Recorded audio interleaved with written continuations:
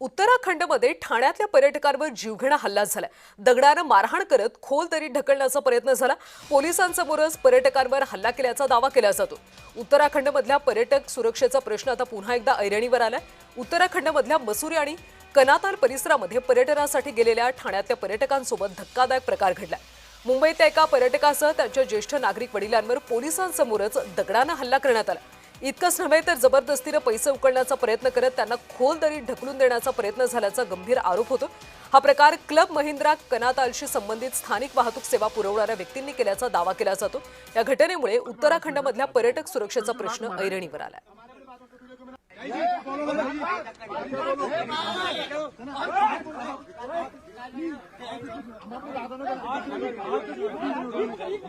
लात मारा उसने सर। सर उसने लात मारा है।